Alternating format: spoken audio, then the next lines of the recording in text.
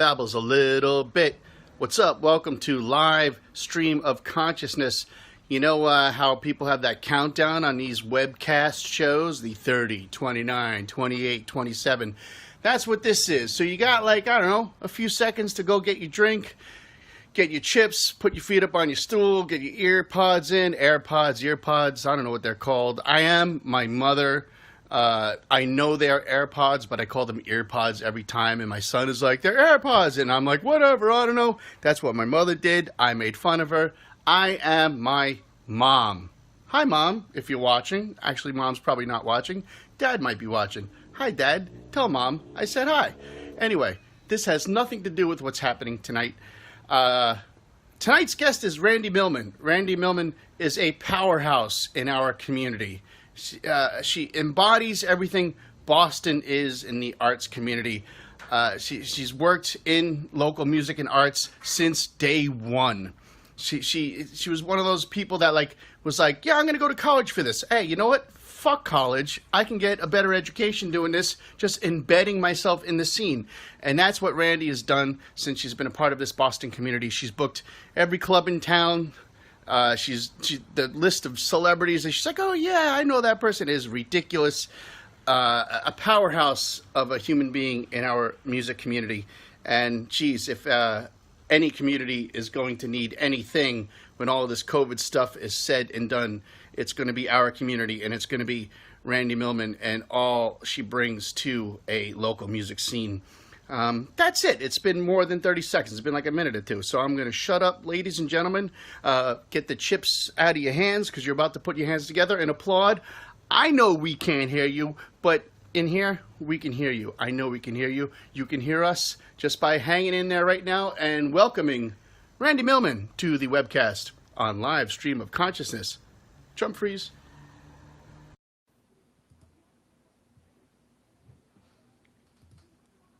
Hello. What do you think of the pre-show video?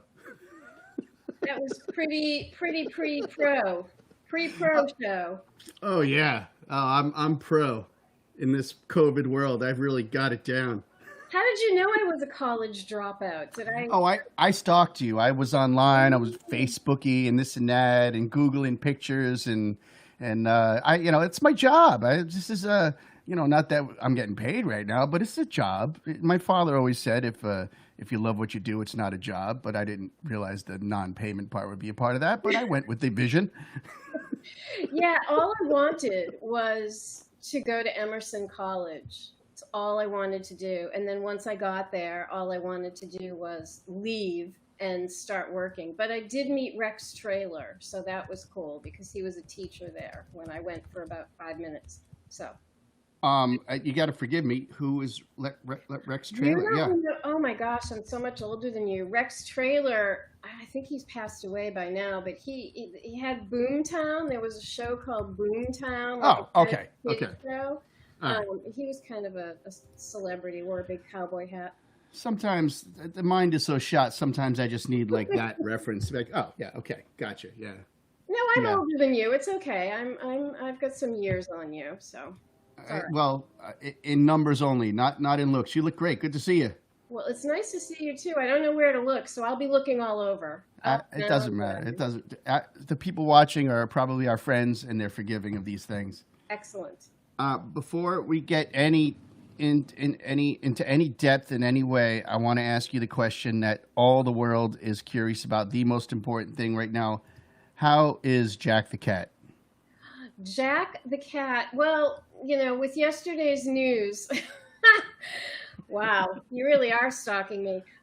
Yesterday's news about a certain person's taxes, that was, he's very concerned about that. So he only ate 3 suppers last night instead of, 4. I saw that post. I saw the post. I almost grabbed that picture of Jack Yeah, he's having none of it, but he's great. A couple of weeks ago, unfortunately, we had a speeding out of control pickup truck literally hit my car, took out all of our shrubbery, and hit my house.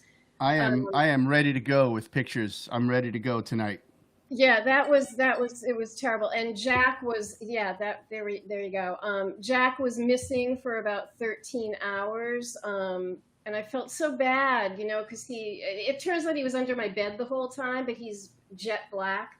And I couldn't see him when I was looking around. I But we're all good now. So I followed that. I saw that, and I saw you post that Jack was in the house, and that's yeah. awesome. That's good news. Do you have pets? I have a turtle. You can see my turtle right there. It's like Oh, there's the tank. You how can't. big? That's a big tank. She's like a small hubcap. It's like a So motorcycle hubcap. what's the deal with turtles? I think when I was young, we got the little ones that didn't live all that long, and they got like the plastic, bowl that you put them in with the tree. And I think maybe I flushed one down the toilet. I didn't mean to. I didn't really know that I was committing murder. But so, what does your turtle do for you? Is it an affectionate animal, I reptile? will tell you the story of the turtle. I don't know. My dad told me he had one when he was little. It's such a wonderful creature. I've always dug them, and I'm allergic to the cats and dogs. Unfortunately, Hmm. I had cats. I had a ferret, and I just denied that I was allergic. And now that I'm older, I realize I'm totally allergic. I just I had that. You build up the resistance, and then one Hmm. day, long after my cat passed away, this is years ago, in I was like, oh, a cat, let me pet. It was like, it was so bad. Same thing happened to me with a ferret when I hit that pet store on Harvard Ave in Alston. I don't know if it's Oh still there. yeah. You know what I'm talking about. Yep. But I was like, oh, ferrets are awesome, and I know how to hold them and everything. And I almost couldn't see walking down the street after I put the ferret down. But a friend of mine works in tracing animals in wildlife and seeing how they develop. So they take a bunch of eggs, they bring them into their lab, and they may see if they hatch. And I guess sometimes they throw them back into the wild. But once something like that is hatched out of the wild, it's kind of just food at that point if you throw it back out Hmm. there. And so he was like, oh, I mentioned something. He's like, I'll get you a turtle. I was like, I'd love a turtle. So I have a rescue turtle. That's amazing. I love that story. That's really cool. That's Yeah, cool. but she'll probably outlive me. I mean, fuck, she almost did. I know. I can't. You know what? I have to tell you that whole adventure, unfortunately, that you went on. I remember seeing Danielle. You were already home and recovering, and Mm. Danielle was playing. I think it was a Peter Parchak afternoon show at Atwood's, Hmm. and we were talking about you and how you were coming along. And oh my gosh, you are one lucky man.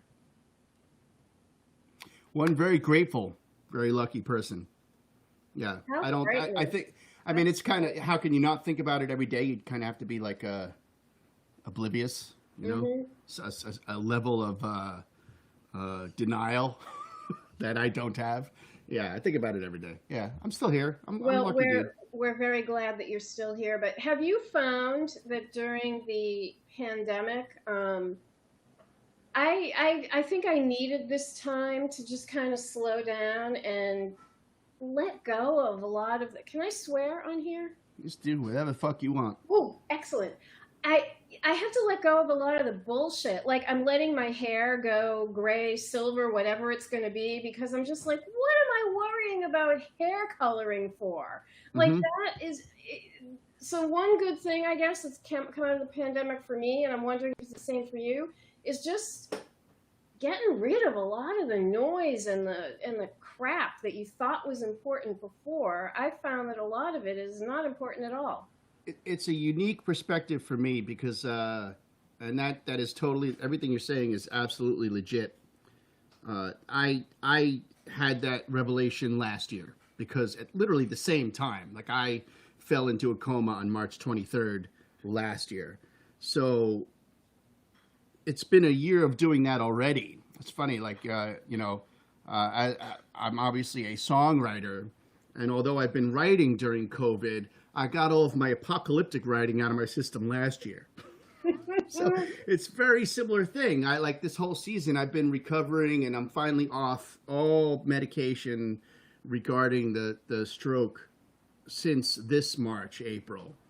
Wow. So, Congratulations. That's so great. now I feel like I'm back in business for the most part. And this was the season I was going to, as far as work goes, let work go on autopilot a little bit more and spend some time doing exactly what you mentioned, relaxing, getting some exercise in, doing some stuff. And COVID is changed the face of how I've done that, but I've been able to do that. Well, You I know? think you've been getting out on your motorcycle. I stalk you. I like to see what you and Danielle are up to. Yeah, the motorcycle's been a blessing for Danielle and I. But I see, same thing. I stalk you all the time. You are always taking pictures of yourself in nature I'll tell you, or nature pictures. nature pictures. Yes, I a few years back. Well, I guess it's almost 4 years now. I went on a weight loss journey, Hmm. and I decided that I kind of had to do it all. I had to do the food part of it, but I had to do the exercise. And so I got a Fitbit and I have not looked back since. And walking started out just purely as a physical, I got to move around thing. But now it is like all in here. If I don't get out on a walk, even if it's a short one every day, I feel Hmm. it all over, but mostly in my head. So, yes, I am committed to getting out there. To today and this afternoon I took a zip up to Newburyport, to a little park there that I hadn't been to, Mobsley Park I think it was. Hmm. Beautiful colors are popping everywhere, and but Hmm. yes, I am a avid walker. I stroll more than, I'm not like a power walker, but I just kind of Yes. put my earbuds in and I Hmm. just walk around and look at things. Yes. I'm going au natural. I'm just listening, through the whatever's on my Yeah. MacBook here. I have this fancy microphone set up, so I have to use the earbuds, or I'll get that loop, the loop of echo destruction that we all know in this cell phone world. That's a nice little setup you have there, though. Oh man, I'm crushing it. You're doing a good job. Oh, and let me say, too much time has passed here, and I didn't congratulate you on, like, I don't know, what's going on, but it's the year of all things Bianchi for the Boston Music Awards. You've got like half your staff nominated. You're nominated like 18 times, and Danielle's nominated. Everything that you touch is nominated. Your turtle's probably nominated. I best turtle, man, best turtle. Um, I'll take that, and I think that's awesome. And I think the biggest reason I'm happy about it is like, I used to do the Lizard Lounge contest, the open mic challenge, and I would always say, it's not about winning, it's about this. Music contests are bullshit. Because Hmm. I would always open every show, and then jokingly I'd say, unless you win, then they're awesome. It's just funny. But the win is it's the win is not important to me. The mention is great. It really is. It's Hmm. I don't expect. I consider us the little game in town, like the little side project, the little thing in town, and to be recognized for it, it's nice. I don't. I genuinely don't care about my name. Like the name Tom doesn't need to be on these things, but the fact that Joyce, the engineer for the burn, is recognized really means a lot to me. And the fact that the burn backroom is recognized really means a lot to me. And of course, Danielle. I mean, Danielle is so worthy of any sort of Hmm. local recognition. Not taking anything away from any other artists in town, but Danielle was born and raised in fucking Revere. Like that's Boston. That's as Boston as it gets. She's actually born and raised in Everett. Born in Everett, raised in pretty much in Revere. Went to Emerson, and is here in this community. And at a time where she could have moved to Nashville or considered Yeah. Austin or all these towns, she's like, no, you know what? Fucking Boston's my home. I mean, Danielle should be recognized for all this stuff, especially if the name Boston is in the Boston Music Awards. Like this, like I'm a transplanted New Yorker. Fuck me all day, I didn't know that you were from New York. I should have I am. heard it, I guess. Yeah, But yeah, yeah. I am from Long Island. My father was born get and out of raised here. Get in out New. of here. My God. You I, invaders. yeah, it's amongst the like the Ed Velasquez's in the community Right. that I've got to know better since I've been doing the music series. they all go, really? Really? You're from New York? You're a Yankee? You're a Yankees fan? I had no idea. Boy, I'm learning a lot. But I want to get back to Danielle for a second. Sure. So talented. We play her stuff on WMB, and I always love when, I get to pull a local artist and, play it. But that's all well and good. I'm all for talent. I love that people are super talented. I can never do what artists do, even though I am trying to learn the banjo, which is over here.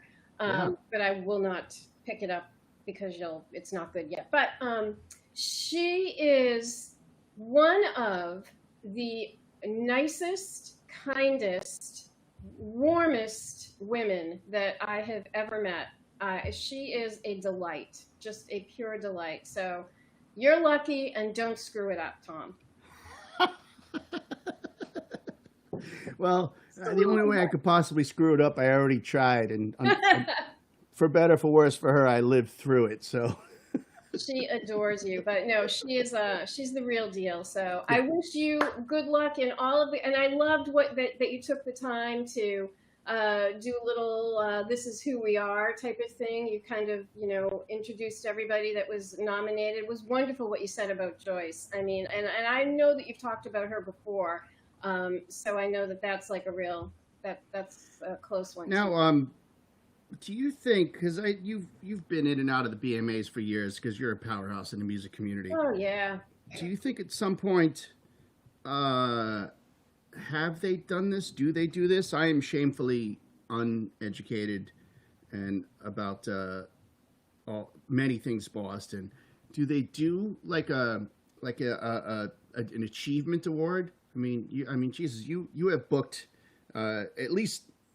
I'm sure you booked more than 3 clubs, but 3 of them are like powerhouses, at least that I know of in the music community. I mean, you're working with the Wilbur. You've been a DJ on all the major radio stations, FNX, now UMB, and UMB is such a integral part to our local community as well as any radio station. But there's something more local feeling about UMB, But you've been a radio host on FNX, BOS, all of them. That would be the next step in the BMA for Randi Millman. She'd just be up there and be like fucking Boston Lifetime Achievement deserving award, I'm not prepared, but I was very fortunate to win an Unsung Hero Award a few years ago. That was very lovely. So, I don't know if that's a category that still exists because they're evolving their categories every year, but I did get recognized for just kind of essentially just hanging around in the business for so long that they were like, just give her something. And then I did win. This was classic Millman. And I'm saying that with one of my Atwood's bosses, Patrick McGee's voice in my head because he called me Millman. But it was so classic. It was a few years ago, and I was up for Promoter of the Year, and I'm a little bit shy, and I'm kind of a recluse, and I didn't go to the Boston Music Awards that year, and I was literally in my pajamas, and all of a sudden, my phone and everything was blowing up from friends, and I won the award and felt like such a schmuck. Because I'm literally in my pajamas at like 8 o'clock at night on a Thursday or whenever it was. And they're like, giving me this wonderful award. So I have been dutifully recognized. And so now I'm perfectly happy for other people to win. There's wonderful nominees. But I'll tell you, I have to get on the stick because I did not even know a lot of the nominees, like a lot of the bands. And like, oh my gosh, where have I been? So I've really, once we're able to go out again and gather, I am going to try to commit to getting out more because I looked at the list and I thought, wow, I don't know a lot of these and I should, and there's no excuse not to. So that's on my to-do list to be better. That's great. I mean, the BMA's list's wonderful for the community, but like any large organization like that, it has been scrutinized before. And in the past, they've been called out for being too insular, and it's like the same people every year, that kind of thing. And that's one step in the direction of like here. I feel the same way you do about a lot of the stuff there, and I'm like I'm ashamed to say I don't know like half of the stuff that's going on here. Even like best video. Jesus, I don't even watch videos. Yeah, yeah. But you know what? They have Like, they've taken some really great steps, and they are every year I think are working to be more inclusive, and so that's a good thing. But I just wanted to say congratulations for all of your nominations and all of your work, and all the lovely things you said to me at the top of this.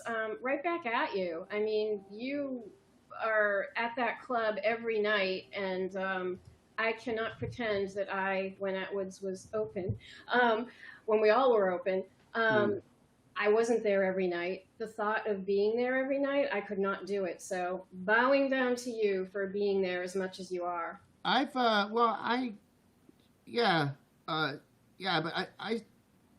I mean, Atwoods has had the stage, like they've had their thing going on. You came in and you stepped it up big time. Nothing against anybody who was booking before, but it's like you are who you are. I mean, Jesus, you've booked Johnny D's and TT's and so like the Burn Backroom series. It was even though that room was being utilized, it wasn't necessarily being utilized for what we're doing in there now. In fact, the hours that we took over were just dead hours. So as you know, like when you're starting a new business, you're hands on for a while. Yeah, you have to be. So I'll be honest, now that it's pretending COVID didn't exist, right. My goals for the next year or two, and even last year I was forced to, is to hand over the reins a little bit. Like I have like Joyce is a wonderful engineer, but the thing about someone like Joyce is she's more than an engineer. So that's just part of her job title. She's like a room manager. She's the hospitality manager. It's a small organization. She does everything. She inputs the financials at the end of the show. She counts the money. She puts it in a box. She puts it away. It's like that's like. Now, I'm not familiar with TT's, but I'm a little bit familiar with Johnny D's, and I know you booked Johnny D's for a while, and I know you have a person taking money at the door, and I know you have a sound person, and it's like, different sound people, so you probably know a little bit what I'm talking about. I do. Back in the day, when I was young and could go out every night, that's what I did at TT's. I was always there. I sometimes worked the door, never did sound. Didn't want to learn sound because the more you learn, then you actually have to do it. So I thought I'll keep that for somebody else. But yes, everything from taking care of the bands to making sure that running change between the bar and the on crowded nights and that kind of thing. But yeah, it was I did all of that stuff. But I'm embracing that it is a bit later on in life for me now, and I am glad to slow down a bit. But no joke, being in a club every night or most nights of the week, if you're on a crappy schedule, as wonderful as it is when you're there and you get to see amazing, talent and, just this great scene that we have that will come back, people. It will come back. As great as all that is, you're still, you're getting home late, and it's tough to keep a healthy lifestyle when you've got like crazy hours. It's a young person's game for sure, yeah. It is, but what you did with the back room, and I don't want people to probably like, stop with the Mutual Admiration Society, but I know for a fact, because I don't know that we really would compete for a lot of shows, but there were definitely things that could have gone either to the Burn Back Room or to Atwoods, and on, more than one occasion, I would be like, damn, that show went to the Burn, and like you built that whole backroom vibe from nothing. So nice work. Well, the beauty of our town is there's so much going on. It's not like that any room is going to be empty. I had the same thing. I would see artists anywhere in town where I'd be like, some artists like a great artist would play Atwoods and then 6 months later play the Burn and 6 months later play Passim, I mean, it's great for artists to have these places to play too. I want to ask you, like, I want to get into my interviewer head here. Okay. So you were at TT's, you let go of the reins over there like about 2011, I think, if my stalking is accurate. That's where are we now? No, earlier than that, because let's see, we're in 2020, and I've been at, I don't know. Are you correct? How long have I been at Atwoods? I honestly, but regardless, you were at TT's for a while. You spent real time there, right? 15 plus years. Right. Yes. And ranging from 90s into the new millennium. Mm-hmm. What do you see? What similarities and differences in the music community, in the music scene, in anything you would like to take note of? Like, have you seen today? Obviously not COVID today, but today's scene in music as opposed to as what, and even in the earliest days of TTs and the days just soon after that. I guess the first thing that comes to mind is incredible amounts of talent in this city. I remember before I was booking, going to see all the garage rock bands like at the Rat, and it's always been very amazing to me that we're not New York, but we have just as much talent. I would say even maybe more. So that jumps out at me, is that there's still so much talent. I may not know every band and every artist that was nominated for a BMA, not that that's the barometer of, you've made it. But there's so much talent here. It really amazes me that people are still living here in Boston. It's so expensive. Some people, we've lost some people. I know a lot of folks have moved to Providence. Some folks have moved to Nashville. Ruby Rose, she's in Chicago. So people have left, but there's still such a just a solid scene. Just as solid of the supporter music. I just saw our friend Brooke Feinberg. Looks like she's watching. I can see her in the chat. Brooke is talking about herself when she says she's the best. She is the best, and she is like the epitome of a really strong supporter of the arts in Boston, and there's a lot of people like that, thankfully, and that's why I feel really, really good that we're going to come back from this whole COVID crap, because there are people like that are willing to, that girl goes out every night to see like a different band, different genres, different people. It's like, I don't know. So I guess I think that we were just always really blessed with a scene of passionate music fans and incredibly talented artists. Now, what differences? Do you notice any differences? Differences. I don't think so. I think that people are just.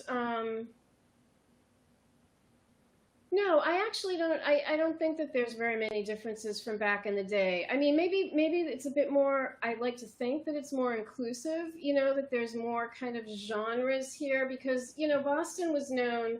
How long have you been in Boston? How long have you been? 96.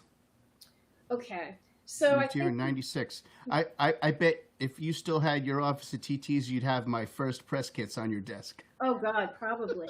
When we actually and I would not have blamed you if you went, not even. I'm not even fucking opening. I remember so well. It's like we would actually get mail, like cassettes. We get cassettes, and then eventually, got fancy with CDs. But remember that like you would actually get packages, and you didn't have to like go download something.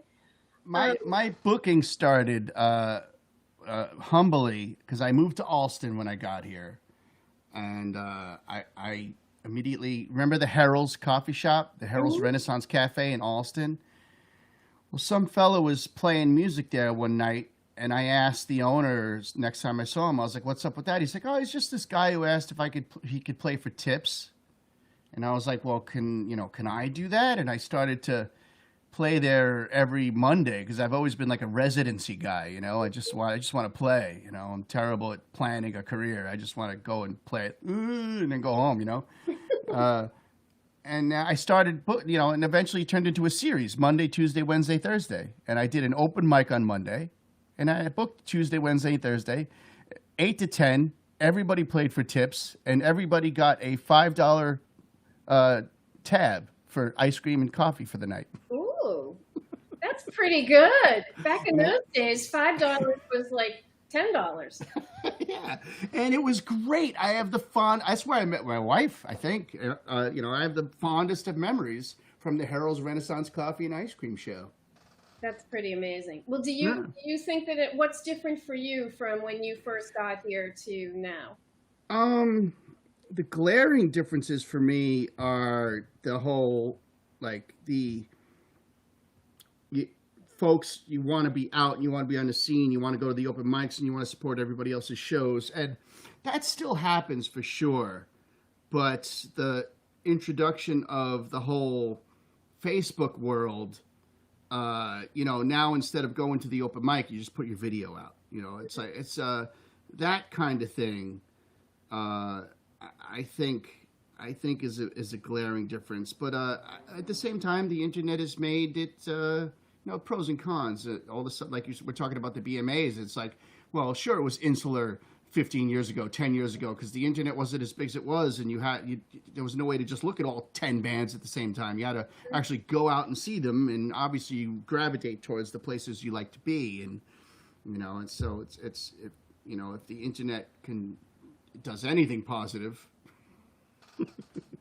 Yeah, exactly. It's all of a sudden you're listening to all different types of music. You're exposed to it all, and it's that's a difference. I mean, then from the artist point of view, the CD sales is an interesting thing.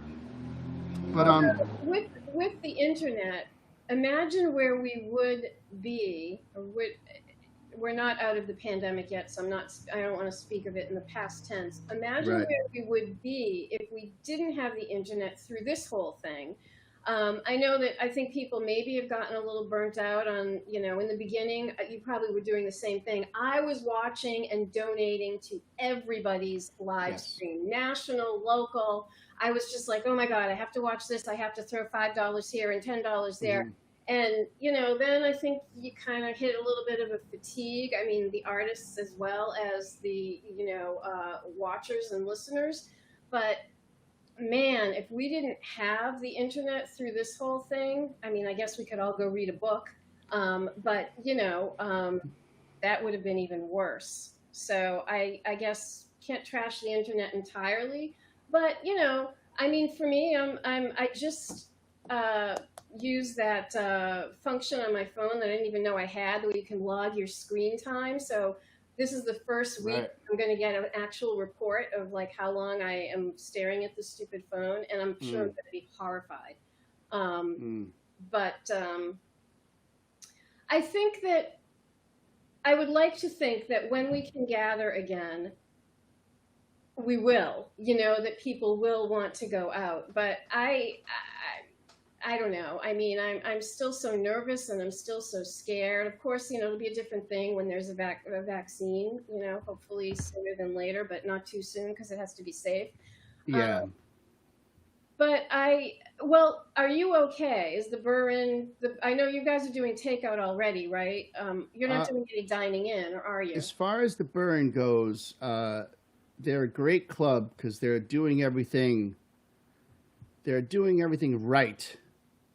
As far as like sanitizer and masks, and one of the earliest motorcycle rides Danielle and I took when things reopened is we shot through the north end, and the tables were just on top of each other, like the center of a table being 6 feet apart means that people are only a foot apart, and the north end was just the worst. I was disgusted. I was like, there's no way this is helping the cause. Whereas the burn tables are if they're not, they're all 6 feet apart, but even the ones that are a little bit closer to each other, like the ones in the front, because there's only so much room, there's these giant barriers that they've built. You know, the Irish, as you know, with Pat and over there, like the Irish were like, you need a barrier? I'll build that, and it's fucking done. Whereas like right. most Americans are like, who do I hire to build a wall made out of plywood? You know, fucking, you know, beautiful habits of the so like the club built barriers, plexiglass walls, everything had to do. So they're doing it right, and they're open. They're serving a late night menu, and they're open for drinks. And but it's still just a fraction of what they were doing. And I talked to Charlie this week, Christopher's, you know, and the Cambridge Commons is the only one open, and they're doing a fraction of the business. Charlie he's a beautiful man. I love Charlie. He's great. He was in tears basically. He was on the phone. I think he was in tears. He was like talking about having to lay off, furlough employees that he's had for like a generation, you know. I've watched their kids grow up and stuff. And so, you know, I think everybody's, I mean, the bottom line is everybody healthy. And in my world, most of the people I know haven't been sick. There are some, and I definitely have acquaintances like, Have you ever booked that band American Echoes? Two twin sisters. Yes, I heard. They lost their dad at the beginning of COVID. They couldn't go see him. I mean, that's just heart wrenching. That was the first. Yes, that was the first kind of close, you know, orbit of anybody. And I remember that as the news was trickling out, and you know they were talking about it on social media, I was just like, wow, this shit is real. You know, up until that point, I really didn't know anybody. That was horrendous, horrible. Yeah. And here we are, 200,000 plus later, but we won't talk about. I don't know what we should and shouldn't talk about because it just gets my blood pressure up. Yeah, that's the issue. We were talking about what are we going to talk about today? It's you talking about today it's the taxes, but you know, all you can do is have a plan to vote. Make sure you're registered. Make sure there's no funny business with your registration. Bring someone. Bring a neighbor. That's all we can do. We can march, we can vote, and hopefully, but I would like to, if I could. So Atwood's closed. I think we closed pretty early. I think it was a little bit before the mandated closings, maybe by a day or two. Yeah, and in my pre-show stalking, I noticed that they're still not open. No, Atwood's is not open, but. The great news is that we will be.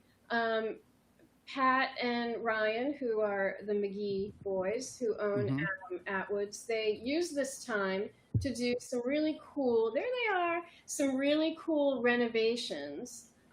Basically, when they bought the business many, many years ago, there were some design flaws. I remember. I've heard of, I know Pat and Ryan well. Yes, you do. Of course, because yes. So I have an amazing Ryan story. If you want to hear it when you're done, but I want to hear. Of course, I want to hear what you say. I want to hear it. Anything, and hopefully it's embarrassing. So we've been taking all this time to do some really cool renovations involving really every place, every bit of space. The kitchen was redesigned, made a little bit bigger. It was so small back there, and our wonderful kitchen crew, all of which will be coming back. Great. I used to eat at Atwood's all the time. It's a nice, it's good food. But the kitchen was like, for the amount of food that they pumped out of there, let's just say before I lost all the weight that I lost, I couldn't even go in the kitchen and turn around because I would be knocking plates off. So right. The kitchen is redesigned, reconfigured. There's some cool changes. Sight lines are being improved. The bar is being moved. There's a lot of really cool things that are happening. So before the pandemic, there just was never a good time to close. You know, who can close for, a month or something to do renovations. So this was a blessing in disguise of just using this time wisely. I talked to Pat a couple of days ago just to sort of see where they were at, and it looks like we're going to try to be open very shortly for takeout, and maybe we'll be able to even catch a bit of the autumnal patio season. Yep. So we're There's a hoping, blurry picture of their patio there. Great patio. oh yes, it's a beautiful patio. I love it out there. So Atwoods fans, hopefully you have not forgotten about us, and look for takeout happening. It could be within a matter of days. So just kind of keep an eye on the Facebook page, and so that'll be kind of a slow ramp of that. As far as dining in, not really any plans too soon for that. What are the Cambridge guidelines for dining in? Do they even allow it, or what's? I think that I don't want to say the wrong thing. I think yes, at like a significantly reduced capacity. Right. But Pat and Ryan, they're not really in any hurry to put anybody until they feel that the staff will be safe and that the patrons will be safe. I don't think they're really in any significant hurry to bring anything indoors. Right. And then, of course, the whole thing, I'm basically furloughed. I hope, who knows? It really depends on a vaccine for when we can have music again, and our Atwoods is so small too. So it's like even if we could have music at a reduced capacity, how can you even make that work? Like tickets are $500. I have no idea. Actually, what have you done? Like, this is a conversation. This is a great conversation between you and I, because we have the same problem. The rooms are almost the same size. These two rooms we're talking about. What have you done with the talent, like rebooking talent? Like artists have asked me, like, "Hey, let's rebook," and so like, what have you done? Because I'm like, really? At first, I was like, because I'm a creature of habit. So at first, I was like, okay, we're gonna just all these dates, we're just gonna roll them over. We're gonna, I'm sure you did the same thing at first because we didn't know what the extent that this was going to be. I had reschedules for May, June, right. July, Okay, right. Once it was clear that we could be talking 6 months, 8 months, a year. I don't even know if I remember how to book, to be honest with you. I'm hoping it'll come back. I'm like, I don't know. What do I send an offer? So I don't have anything. I'm probably going to start late winter, maybe, of starting to tentatively put some holds on the calendar for maybe spring, but honestly, can't really see anything happening. It all depends. Yeah, same thing. Yeah. Yeah, so we're not, and which is bizarre because my work email has never been this dormant. I mean, it's like, you could open it and not get an email for, 2 days. Same here. But I think that, I just think that's the responsible thing to do. I am getting bands that are reaching out now, and I'm just saying, you know what, neither of us want to go through that. Okay, let's put a date on the calendar and see what happens. So it's just not time yet, unfortunately. Yeah, the only dates I've done like that is for artists who like book that far out anyway. Mm-hmm. Like I have Steve Forbett penciled in June. June of 2021. Yeah. That seems pretty safe. Let's hope. That's a great get. Has he played there before? No, Steve has not played there before. Because he's usually, I think, a Passim guy, right? Well, again, like a lot of artists, if they find out there's a comparable room, it's not to take anything away from Passim, of course. I mean, Passim is is an historic club, but like, if you get an out of town act, I honestly think like it's good to have another to have. I mean, listen, Passim is great. Passim is Passim. As far as folk artists go, it's the folk club in town. It's the number one place an artist wants to play. But now all of a sudden, an artist like an out of town artist, Steve Forbett,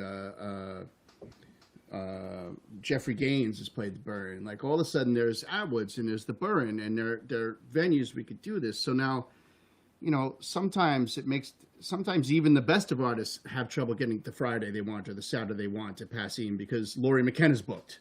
Mm-hmm. What are you going to do?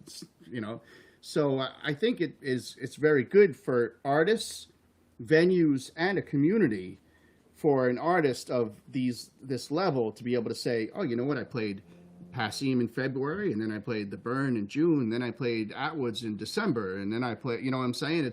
It really works for everybody. It's the idea that having McDonald's and Burger King across the street from each other is a good thing, not a bad thing, Some artists are going to have their favorite room. I'm thinking of Jonathan Richman. He would always play the Middle East, and I think day he still does. And some people maybe would scratch their heads and say, why is he still playing there? Why doesn't he go to Sinclair or wherever? There are going to be artists that are just going to be like, this is my jam, this is my room, and that's cool. I respect that. But I think that more artists, I think you're right, are seeing the benefit of having, because you can do a different kind of a show at the Burren back room than you can do at Passim, than you can do at Atwoods. We're all different enough that, one thing that we were going to have was in October was Chris Smither was doing a 617 tour. Oh, wow. It was going to be Passim and the Lizard and Atwoods. So it was kind of cool. It was like, consecutive nights. And meanwhile, the Sinclair, I know he's played the Sinclair. I mean, he could probably do a couple of nights at Sinclair, hands down. But instead, he's spreading it. That's cool. And that was, unfortunately, I mean, we kind of have it tentatively booked, dates holding for next October. So,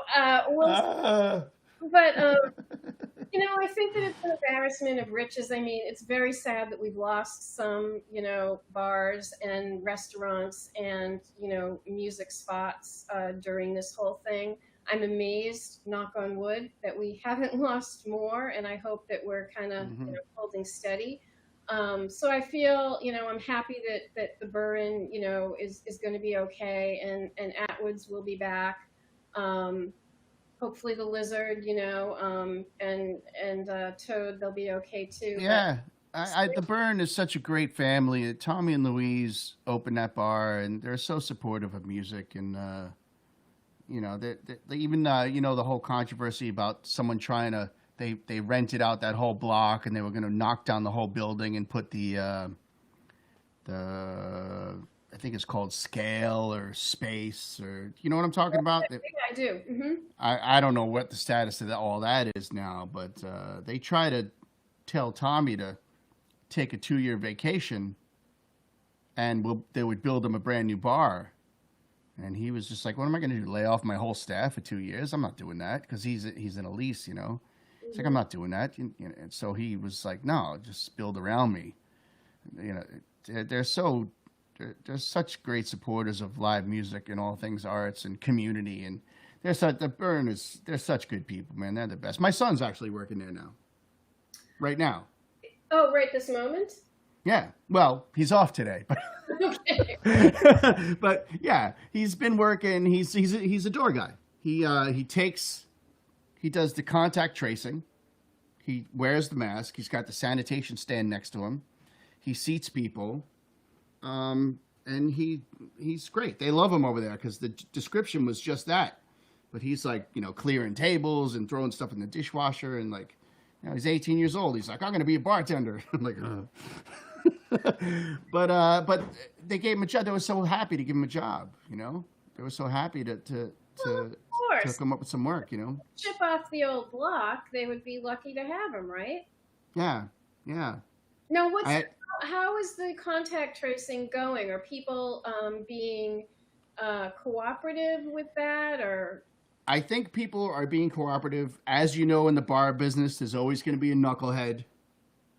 There's always going to be some idiot that's just like thinks they're better than whatever the program is at that point. There's always going to be. I can't tell you how many times I've had to ask people to leave the back room during a sound check. They're like, coming in with the small crew, and they're like, we'll be quiet, and then they take a table that's not theirs, and they talk to the sound check, and hey, listen, buddy, you gotta get the fuck out, there's always somebody, but for the most part, 90-something% of the people are totally cool. And also, what I thought you were asking me about the contact tracing is, have they had to do any? And they haven't. Wow. My son was telling me that Byrne is very, he's wonderfully energetic politically for an 18-year-old, and he's very in tune. And like every 18-year-old, many 18-year-olds, he's very burn down the system, because the 18-year-old should be. We all fucked it up. No matter what you and I think about anything, and no matter how you and I are voting, our generation has fucked everything up, and the kids have to fucking bear the cross of it. Yeah.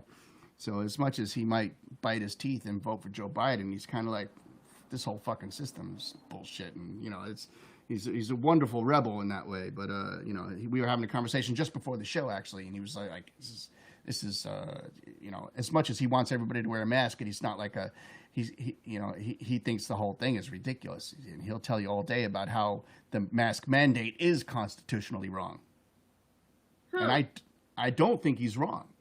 I mean, if you think about it, if the knucklehead on top was just like, hello, everybody, I'm not going to make this a law, but it's a really good idea right now. Fucking trust me.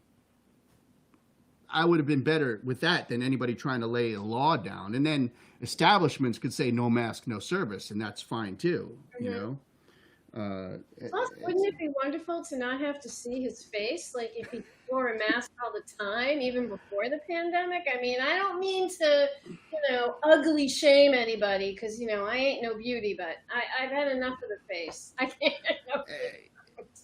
Like we talked about earlier, I'm from New York, so that's a name that's been in conversation since I can remember.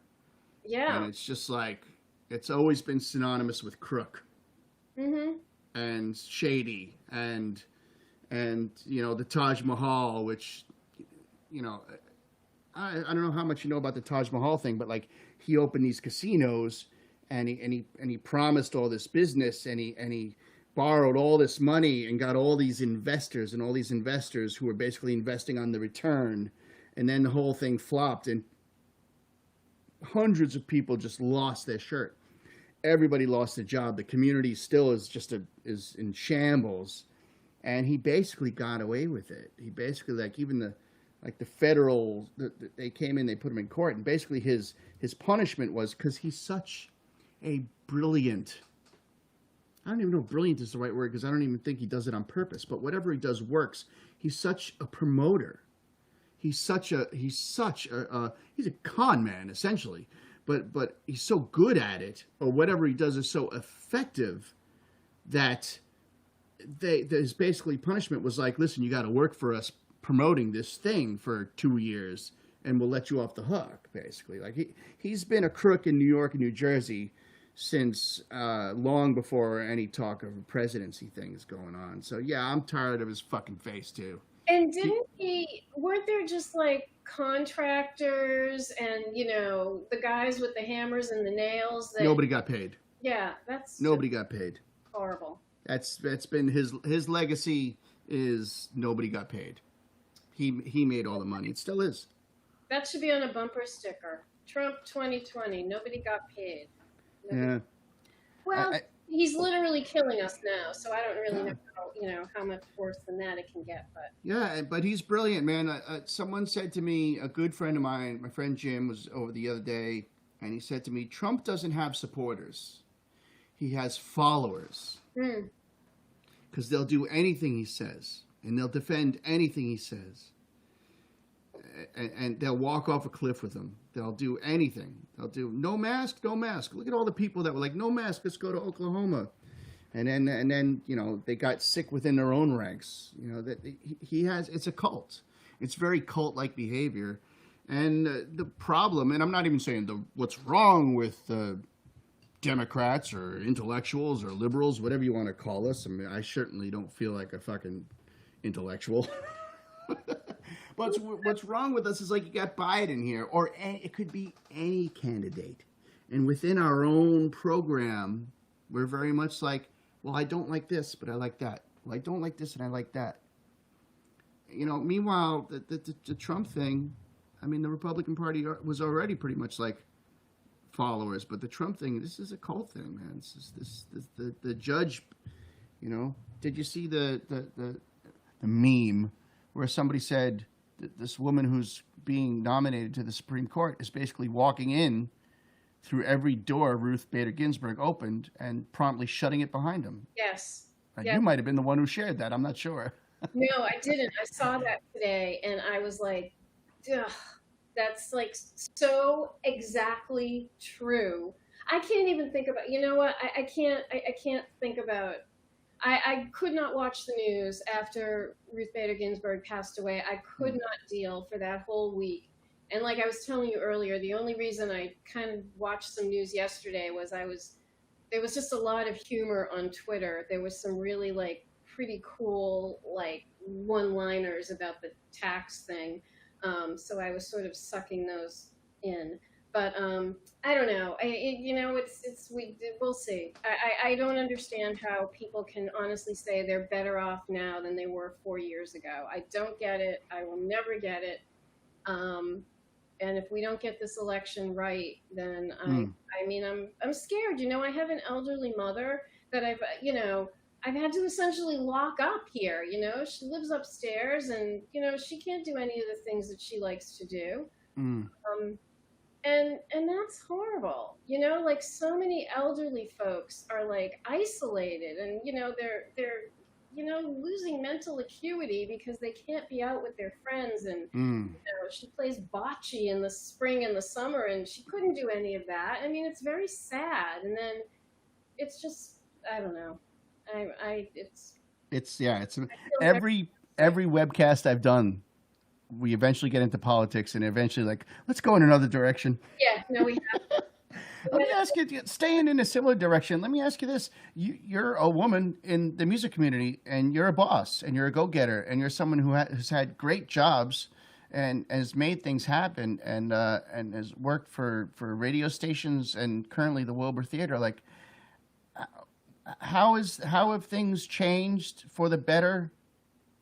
Let's be positive, for the better over the years since you went to Emerson College. Are you asking for women, for opportunities for women, or just in general? I'm asking from your point of view as a woman. What have you seen change? And I guess I would follow up with like, what have you seen that's still has to change? Well, I remember when I was booking TTs, most of the tour managers were male, and when they came in and saw that it was a female booking agent, I think that not all of them, there were some lovely people that I met, but I think that there was a fair amount of discounting and like, well, who's your boss? If I wouldn't, okay that extra case of beer or whatever, well, who else can I talk to? Little did they know the owner of TT's was also a woman. So it was like, well, you can try there, but good luck. So I think that, seeing years and years later, a lot of tour managers that are coming in are women, which, is definitely different from, I'm talking 20 years ago. You were talking about Joyce, your sound engineer. There's a lot of, really great women sound engineers, and it shouldn't have to be that we're like, oh, this is so cool because now women can do this. We could always do it. Just, maybe just wasn't allowed. So I think that's a positive thing. I think that, we're doing things that we should be doing, we could always do, and there's room for, everybody at the table, or more people at the table than maybe there were years ago, and hopefully years from now there'll be room for even more people. But I do remember feeling like at TT's that I don't know, just like, oh, we'll discount that girl, who else can we talk to? That wasn't really a great feeling. So, you just make sure that you do a good job, and that nobody can say like you're, you don't know. Do you think the music business has always been do you think the music business has been a place where say equal opportunity has been a thing longer than others or more solid. Like the when I lived in New York, I played CBGBs. I'm lucky enough to say, I didn't play the Rat in Boston. I moved here just as it was still open, but it closed. I delivered burritos to the Rat. Oh, well, there you go. I worked at the Big Burrito, and they called one day, and I delivered a couple of burritos to the Rat. But yeah, I forget the woman's name, but there was a woman who booked CBGB. She was legendary. And you know how it was back in the day. You called between 2 and 4 on Monday and Wednesday, Right. and so on and so forth. And hopefully you got through, and you just kept calling. The phone was always busy, whatever it was. There wasn't no voicemail back then. And so I guess I'm taking too long to just say, yeah, like the biggest club I ever played in New York was booked by a woman in 1989. New York was ahead of the game. Well, there were, the Carla from Johnny D's. I mean, she took it over from her mom, from her Mm-hmm. parents. And oh my God, how long was she, at the helm at Johnny D's? A lot of years. Bonnie from TT's, she owned that club for, I was there 15 years. The club was there before me. I mean, years and years and years. So, there are definitely, I can think of Lily Dennison, who booked the Rat at one point and then booked a place, I'm going to forget the name of it. It was a little place in Somerville. Lily's, actually, it was called Lily's that I can't remember. It was on Somerville Ave. But we were always around. Oh yeah, I remember that. Yeah. That place. We were always around. But I mean, it's like any business, like women, people of color, people that people have never really gotten the opportunities that they should get. So, I'm not going to complain that, some poor manager said, well, I want my fucking bottle of whiskey. Why aren't you giving me whiskey? I want to talk to somebody else. If that's the worst thing that I can say, I think I'm doing far better than a lot of other people. But yeah, there's always been inequities, I think, in every industry. And that has to change. And going back to, Ruth Bader Ginsburg and that quote that you just said that somebody, it's a travesty that this woman may get that seat.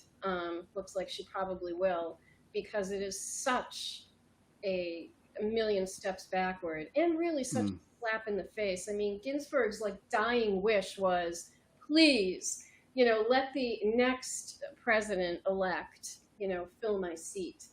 And she's not even going to get that. Horrible. Yeah, it's interesting. I guess you have to have faith in the fact that, well, you have to work for it too, but also have faith in that somehow the checks and balances will come back, even if God, we have to face another 4 years of this, and say the court does just topple over. I mean, worse, a bad case scenario is the man gets in again, and another judge passes the torch.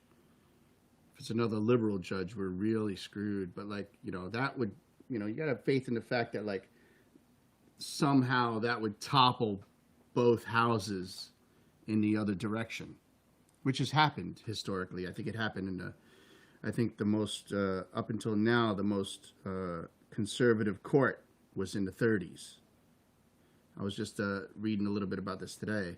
It was a very conservative court, and then then the Depression hit during the Depression, and then both houses flipped in the other direction.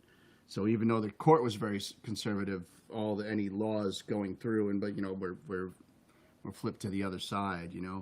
So hopefully, if the way the country was founded and written can withstand such a thing. Well, they do say that the pendulum does, swing very far right, then it kind of comes back, but it's painful waiting for, some of this stuff to happen. But I don't know. I mean, for me, I'm just sad. I'm exhausted from these last few years. I'm sad. I don't mean to laugh. I laugh when I'm like, yes, that is the saddest. I have this nervous laughter thing. It's like, yeah, we're fucked. I want to say I still have hope. I'm excited to vote. I'm worried about what everyone else is worried about, that it's going to be a stolen election or whatever. And can the country deal with 4 more years? But I'm just tired and I'm sad. I mean, all these people who died, that didn't need to die because of the gross mishandling of this pandemic, and just spitting in the face of science, just for personal gain. And it's tragic and it's sad and it's infuriating, and I'm just tired. I think everyone's Yeah. walking around like, And we don't even have the concerts and the musicians saying the things we want to hear to go out and just get the catharsis and still keep it on the forefront, but at the same time feel good when you're walking home. I know, but I have to say props to all the artists that, especially in the beginning, were committed to live streaming. Oh my gosh, I'm thinking of like Will Daly, the stuff that he was doing Yeah. at the beginning. Holy moly, Hmm.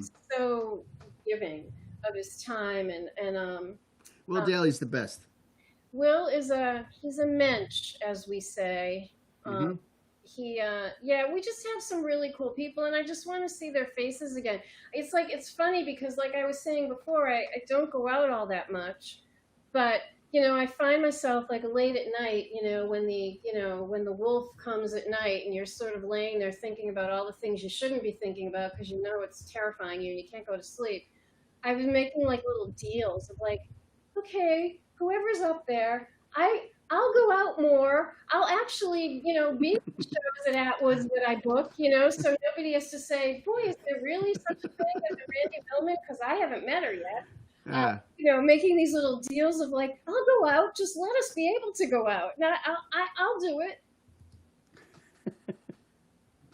All right, let's get off of politics. Fuck it. I want to ask you some questions that nobody else wants to talk about either, but it's between you and I. So, What do you think about this whole Northern Strand Trail walking bike map? We live in this side of town. We live over here, just a little bit west of Somerville and Cambridge and all that stuff. Yeah. Do you know about this?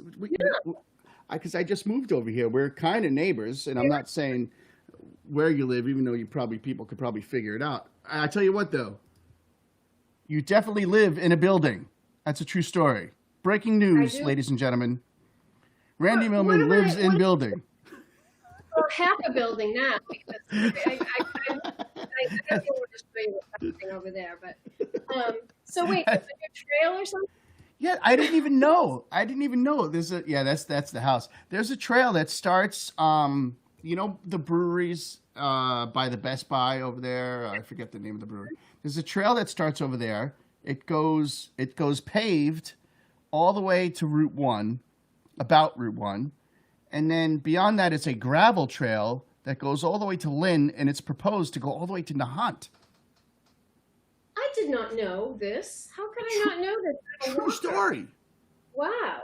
I'm going to have to check that out. We got to go on a socially distant walk. I said to your better half that a lot of times if I can't go further out, I end up in Medford at the Torbert McDonald Park, which is kind of down there by Wellington where the state police barracks are. There's that really nice park over there. And I said to her, we should meet up there and we should make that happen because we are neighbors and it's ridiculous that we can't. And what else are we doing? Not much. I will say I had 3 jobs at one point and I'm down to 1. Can't wait to get back to Atwood's, but and the Wilbur and the Chevalier, they're not doing shows yet either. And how's the radio station? How's Jay and how's that whole crew? What's going on over there? I'll tell you, I am so blessed. That came to me out of the blue. Literally, Jay called me one day and said, do you think you'd be interested? And I was like, yeah. WMB is a wonderful radio station. I love everybody that I work with, Brendan and Michelle and Albert and all the weekend folks. And Jay is great. I love that we curate, our shows, and we really we spend a lot of time curating the shows. It's not just like, play that, whatever, who cares? But and I never thought that I would do anything but radio because that was what I was going to do. Mm-hmm. And I kind of got sidetracked into the booking world, which is kind of funny. I never would have even thought about booking. So yes, WMB is doing well. We are listener supported, so we got to do the fundraising every so often, but Mm-hmm. so far so good. Are we even allowed to talk about this? Has fundraising been affected by COVID? Is it easier, harder, to the same? I think yes and no. It's been affected, of course, because if people are not working, you can't expect them to have, any kind of, extra dough.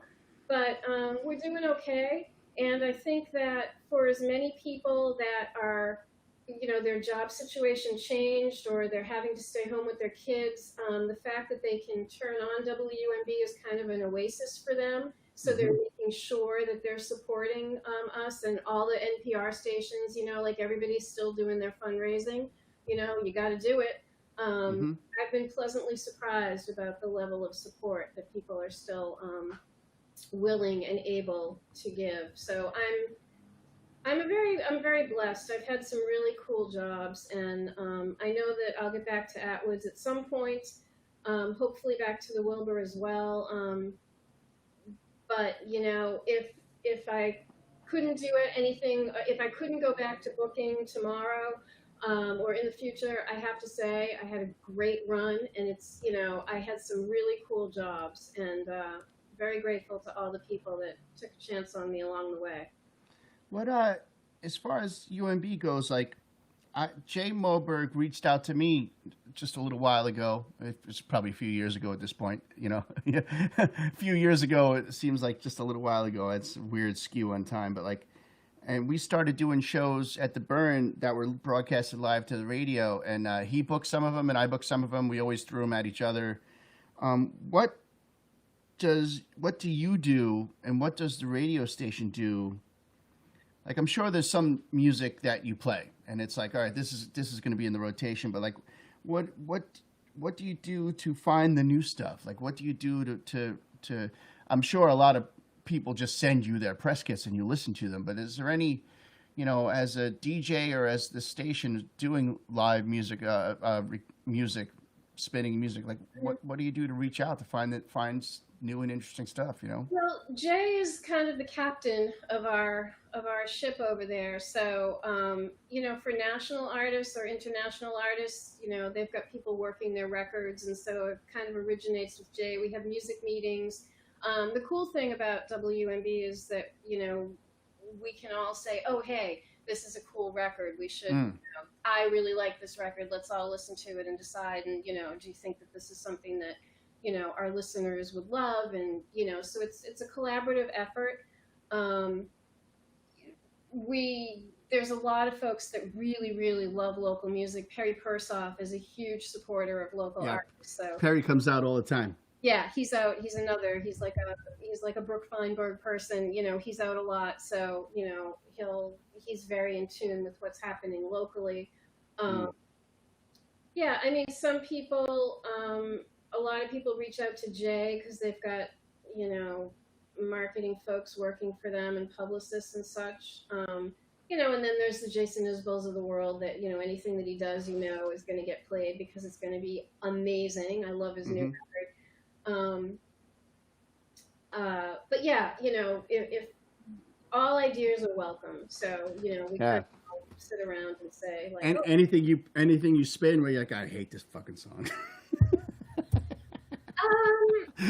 Putting you on the burner, putting you in the hot and under the light. I will. Come on. I'm not going to say no. There are some things that I'm like, it's really not my cup of tea. Not quite sure, but it has value to somebody. But I often said with booking that if I booked only what I liked, I would, book like maybe 2 shows a week. Right. So yeah. It's sometimes you're in your own musical bubble, and you kind of have to, you got to step out of it and think like what other people like. Well, as the booker, as you know, you do have a little bit of muscle to like try some stuff out, whether you think it's going to work or not, just because you like it, or like sometimes, it's part of our responsibility is helping young, up and coming talent build the audience, get them on as an openers, or you give them some off nights, or just support the cause. But yeah, you're absolutely right. Like, it's you obviously don't want to book shit. That's the goal. Yes. Right. You obviously don't want to be like, well, this is going to draw, but this sucks. But one man shit is you have to. Yes, you sometimes you have to hold your nose because there's a fan base out there for a certain artist or band or whatever that you kind of don't get, and you're thinking like but I feel like we throw parties every night, and you can't just invite your same friends to the party. Always hope that there's going to be other people coming to the party. It's always nice to get the CD release show because an artist has spent a lot of time on it. There's going to be an energy there. An artist will probably either has a band or will hire a band. How many times have you paid an artist like a great amount of money for a great show, and they're like, yeah, I'm just paying the band, I'm not making anything on this, that kind of thing, because they're just so invested in that show and that experience. Everything from your local amateur artist putting out a CD to your full-time touring professional artist, they're invested in that one particular show. The energy is always there. So there have been a few CDs where artists where I'm like, okay, well, you're more apt to give a beginner a shot because it's like their first CD, and you want them hooked on that kind of energy. You want them hooked on a great show like that. They get better for it. I agree. Part of our job is helping. Sure, you got to book the bigger acts. You have to get them in there, but you have to take care of your community too. That was why I did the open mic for so long. I eventually felt like I burnt out and I passed it on. But the open mic was, you got to give people their first stages. It's part of the amount of artists I could rattle off that I remember, like their first open, like Ryan Montbleu. It's crazy. We talked about Will Daly, although Will has always been good. I met my wife at an open mic, and she had a cheap ass Ovation celebrity guitar, but she had this giant voice, and she had no idea how to control it. She'd come up to the mic and sing, and be like, oh, Jesus Christ. Holy crap, that's powerful, Yeah, did you met her at your open mic or no? No. She might come in here and slap me in the back of the head, but I think I met her at the Herald's open mic. Okay, yeah, that's what you said. That I used to do. I think that's where we met. I'm pretty sure that's where we met. We might have met at the Burn at their open mic, or she used to go to the Kendall Cafe. But yeah, I never met her, because I spent a fair amount of time in my renegade youth on Revere Beach after hours, let's just say. So I'm shocked that I didn't meet her, but there's an age difference there, so we're probably a few years apart there. I don't know if she would have known, she got out of Emerson College, and that's when she decided to be a songwriter. She went to Emerson for comedy writing. Did she really? Yeah, which if you know Danielle, it makes total sense because she's the funniest human being on the planet. She's just, her one-liners are just, That's the coolest thing ever. Did she graduate, or did she take the accelerated program like I did? No, she graduated, and we have the $40,000 in student debt to prove it. There you go. That's awesome. Wow. Yeah, to this day. Yeah. And then she just decided I'm gonna do music after college hit, and never look back. I remember when she got laid off, she was like, "Yay!" Why not? Yeah, and we were friends for years before we got together. we just knew each other through the music. I played on her records. I played bass on her records and stuff like that. You know. How long have you been married? I don't know. 2011 we got married. That I remember. So 8, 9 years, something like that. This will be 8 years or 9 years coming up. All I have to do is remember the dates. Pictures. I think I saw wedding pictures because where did you get married? Oh, right here in Boston. They're on the Facebook. Yeah, I think I've seen them. We had a wedding and an after party the next day at the Burn too. Like yeah.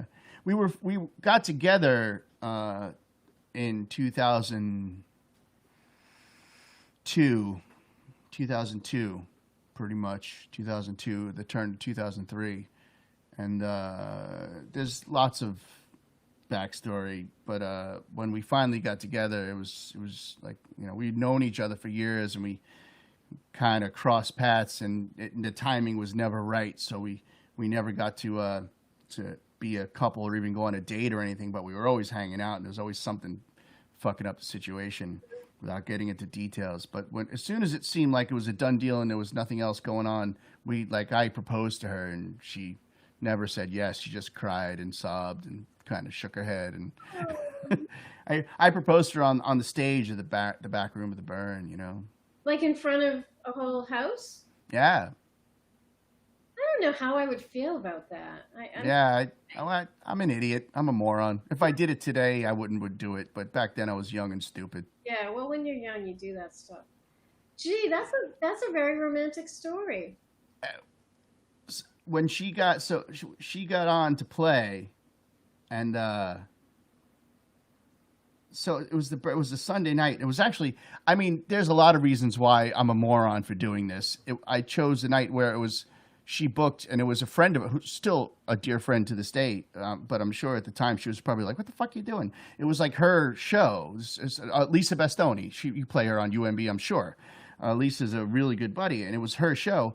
And we probably semi-ruined her show because I told everybody except Danielle and like all her extended family and 1 million people were there, probably chatting. Now, back then it wasn't a ticketed show. So it was a free open door thing. It was probably this big party. And Lisa is a brilliant folk artist where the nuances are the most important thing. I probably ruined her show. I support Lisa tremendously. So hopefully I've made it up to her over the years, you know.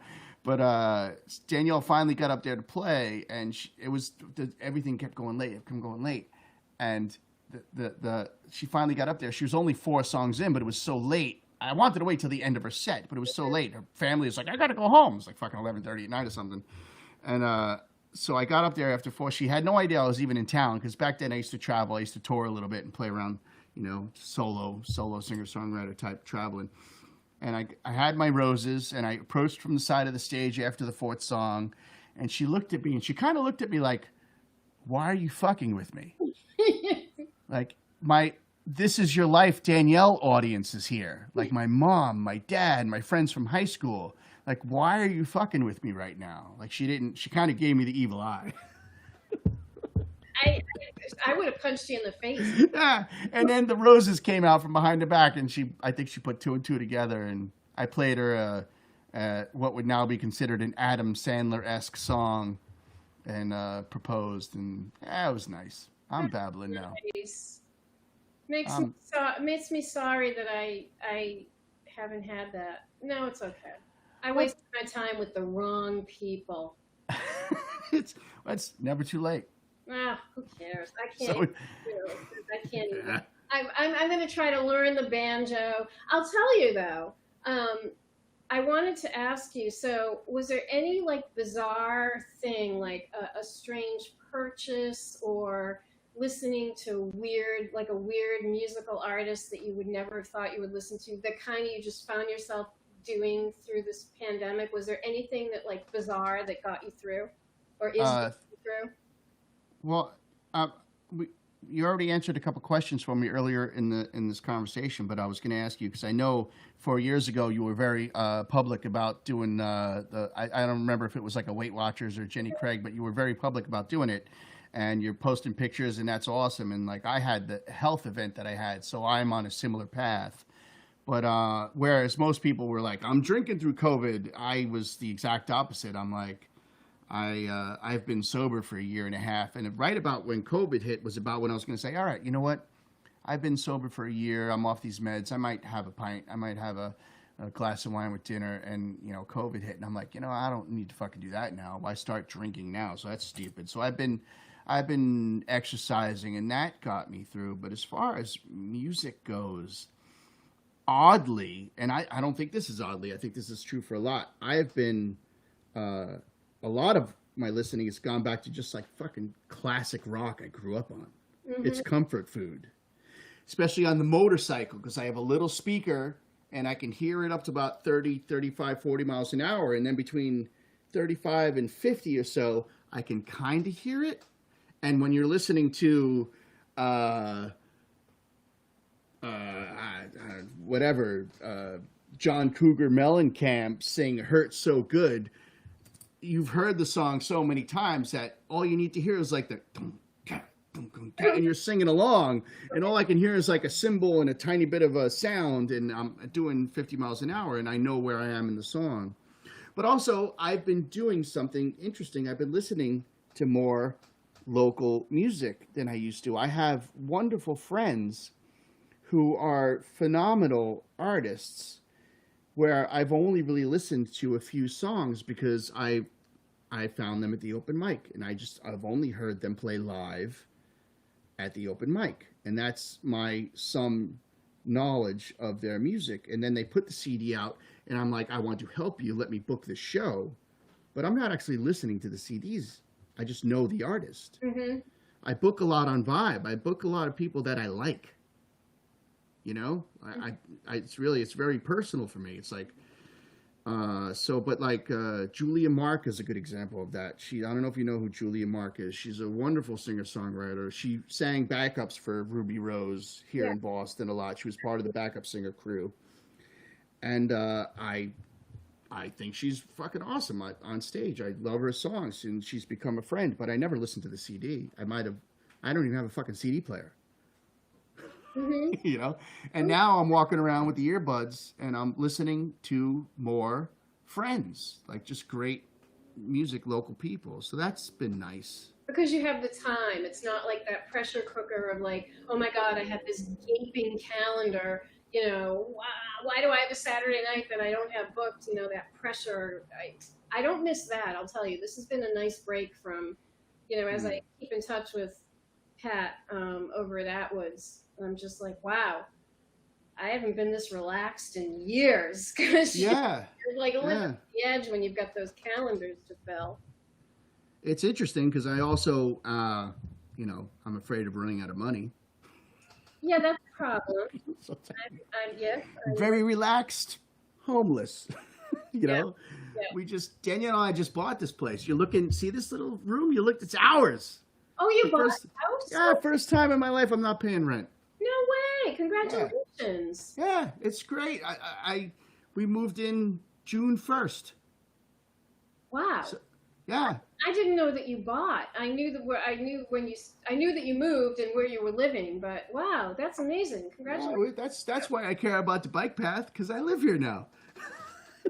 I'm gonna look. But and you know what's gotten me through the pandemic, and this is so random and so bizarre.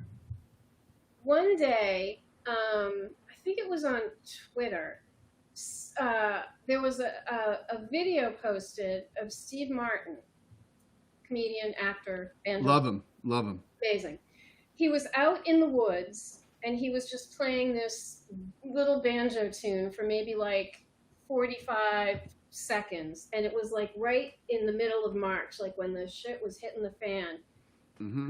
I was so obsessed with that video. It was so calming and just reminded me of like what an amazing banjo player he is. I mean, I love his stuff. I have his records. I have the Steve Canyon Ranger stuff and his solo stuff. I don't know. And I just went on this like bender, this like Steve Martin bender. If I was wearing pants, I would get up and go in the next room, but I can't tell you what I'm wearing below this top. So Because I have like I ended up getting all of his like movie catalog, like so I have like all these DVDs of all of his stuff, and Mm. it's kind of one of the reasons why I decided to pick up the banjo. A wonderful friend gifted me this banjo, and I just widened the screen so we can see the banjo. my banjo, here she is. I call her Miss Dolly. Um, and I was just obsessed with Steve Martin. I mean, it's actually a very unhealthy obsession. But he would every like couple of weeks he would post another one of these little banjo bombs that he would talk about. And he'd be like Mm. in the woods where he lives near Santa Barbara or whatever. And I was just like it was like my meditation.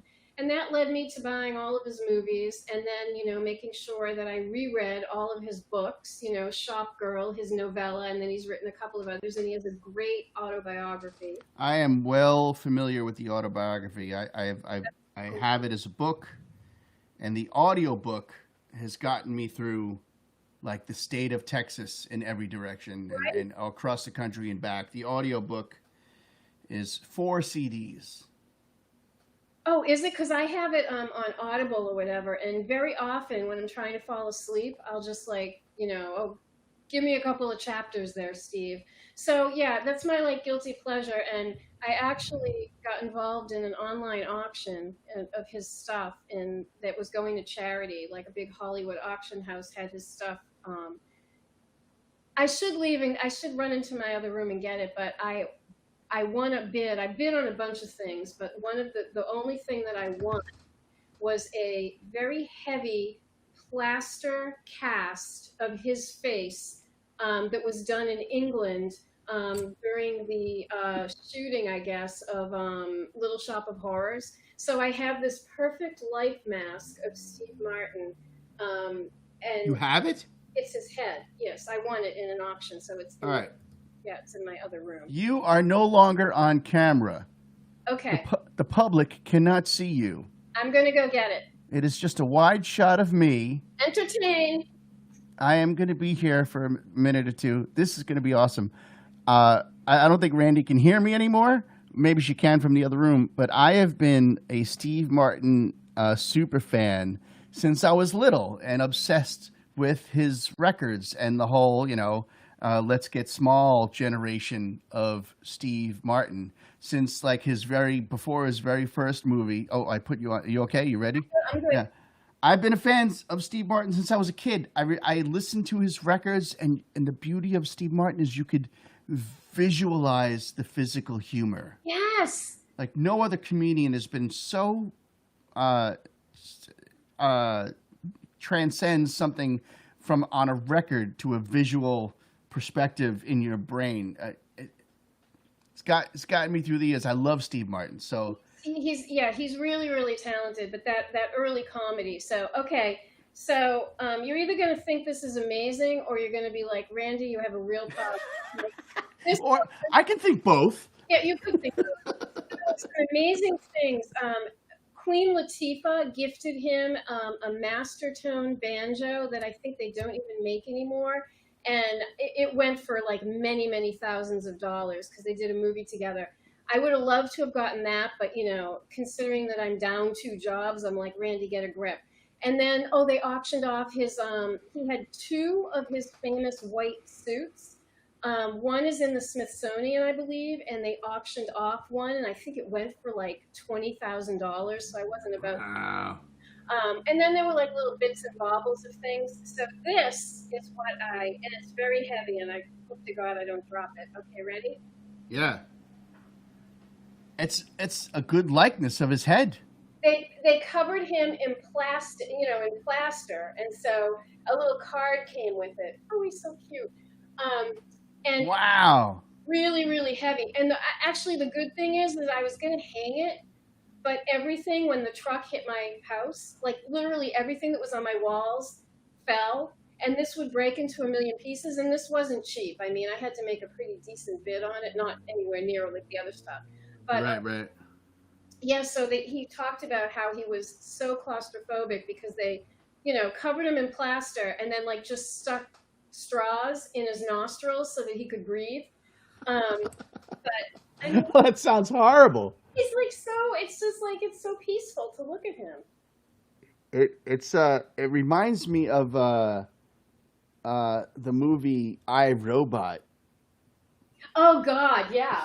He looks like that guy, Sonny. The robot's name was Sonny. I'm a little bit ashamed that I have this knowledge in my brain, and there's other things I want to recall from time to time that don't come. Yeah. The funny thing about this though is that I mean, it totally looks like him, and like he has. Now I really do sound like a stalker, but I don't know what happened to him, but he has like a little scar on his nose. Like if you look in, it goes way back in his movies, so it must have happened early. And like Hmm. see the scar here, and I only kissed it once. I swear to God, I only touched my lips to him once. So anyway, that's my. You should charge admission. I'd pay $5 to kiss Steve, the cast of Steve Martin. It's pretty amazing. So yeah, and I'm so glad it wasn't hanging because I'll tell you, when that truck hit the house, it was like a bomb going off. And Well, that being said, do you insure something like that? I am insuring it. Yes, I will insure it. Now after this whole thing happened, but right now he is living in like the box that it came in. It came in like this huge shipping box, in another box, and another box. So he's covered in bubble wrap, and he's like sort of under That's great. under my bed. But yeah, so that was my pandemic survival kit was all things Steve Martin, and I still haven't quite gotten it out of my system. Let's just say. A very good friend of mine years ago for our wedding bought us a nice gift coupon to the Boston Symphony Orchestra, any show we wanted to go see. And we sat on it for years. And one day I was walking around downtown and Steve Martin and the Steve Canyon Wranglers were playing.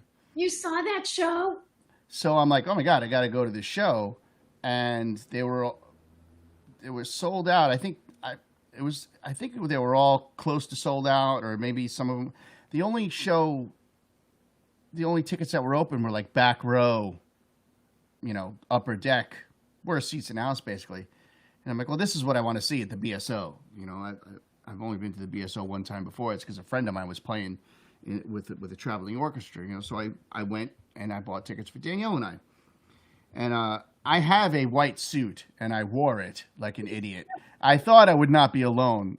Turns out I was most definitely alone, and I was sort of like, I was mortified the whole time. But I was thank God I had my wife on my arm, and she had this gorgeous red dress on, and she looked fucking black. Maybe I don't remember; it was a long time ago. She looked amazing, of course. So that kind of counteracts any doofery of wearing a white suit going to a Steve Martin show at the BSO. Probably the last thing he wants to see is one white suited asshole in the audience. Like, motherfucker, he's so Mensa, Steve Martin. I think that was when did they do a song called "Me and Paul Revere"? Do you remember? Because they performed out. I think that was the year that they were here, and they performed at outside at the Paul Revere house. He wrote this song called "Me and Paul Revere." It is like the historical, story of Paul Revere's ride, but it's from the viewpoint of Paul Revere's horse. So it's really a cool song. And there's some videos circulating, and I think that when they were in town to do that outdoor thing, it was because they were doing that PSO show. I know he did 3 shows, and I don't think they were all identical. Maybe they were. Danielle is probably watching. If she is, maybe she might remember. She might chime in with a comment here. I don't remember. I'll tell you what, though. We're Boston Symphony Orchestra morons. We don't know the program. So we watched the whole show. Brilliant show. It was gorgeous. Steve Martin is hilarious, and you're a fan. And so the one of my favorite moments of the show was he went to tell a joke, and the essence of the joke was BSO is an amazing orchestra. Everybody played so nicely, except for that one note. It was the 67th bar. Third staff, blah blah blah, and the trombonist played a pizzicato, and I actually ordered a pepperoni pizza.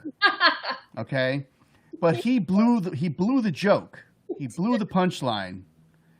He screwed up the joke, but the crowd is obviously with him, so they're laughing, and he says, That's what I get for trying a joke that I haven't tried a million times first.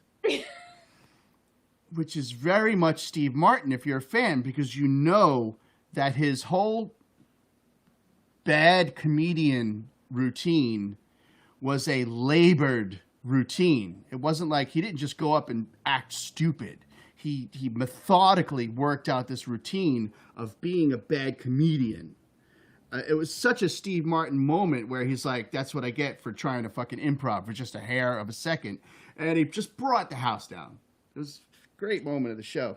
I'm so envious. I wish I saw that. But anyway, we get on the break. You know, we think the show's over. He says, you know, everybody's screaming for an encore. He's like, in French, encore means unsatiated. So I'm sorry I did not satiate you, but there's no time for an encore. We'll be right back. And we go to the bar, and we didn't even realize there was a second set. We didn't know what was going on. And turns out the second set was John Williams in the house conducting the Boston Symphony Orchestra on his 80th birthday. Oh my God. How random and crazy. And it was the only show. Like, he had 3 shows or 4 shows at the BSO, and that was the only show this was happening. Every other night, they had other special guests. That's amazing. That's like, yeah, that's like a 2 for 3 for 4 for. Yeah, it can't get any better. Yeah, the show ended with the whole medley of Jaws, Jaws, Raiders, E.T., Star Wars. I'm not sure of the order, but yeah. Oh, But at the same time, that was brilliant and historic, if not anything else. But I would have loved another set of Steve Martin as well. He's so good. he's very, he's very talented. As I sit here and look at his head on my table, bring me the head of Steve Martin.